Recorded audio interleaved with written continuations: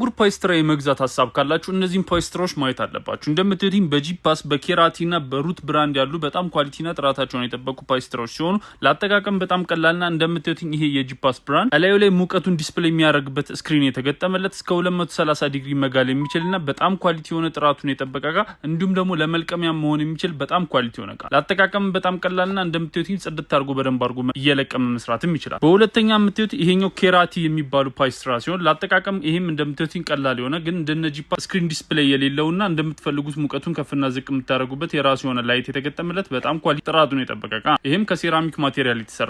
በሶስተኛ ደግሞ የምትዩትኝ ይሄኛው የሩት ብራንድ ፓይስትራ ሲሆን ለአጠቃቀም በጣም ቀላል ይሄም እንደምትዩት በ30 ሰከንድ ውስጥ በደንብ አድርጎ መጋል የሚችልና በደንብ አድርጎ ይልቅም አድርጎ ጸጉራችሁን መስራት የሚችል ለአጠቃቀም በጣም ቀላል ለቤት ውስጥ አገልግሎት ሊኖራችሁ የሚገባ ጥራታቸውን የጠበቁ እቃዎች ናቸው። እነዚህን እቃዎች ማዘዝ የምትፈልጉ ባዮ ላይ ባለ ስልክ ቁጥር ብቻ ደውሉ ያላችሁበት ያለ ምንም ተጨማሪ ክፍያ እናርሳ። አራሻችን ጉርሾላ ቴሌፊት ለፊት ወደኝ ጸሱ ቁጥሩ 209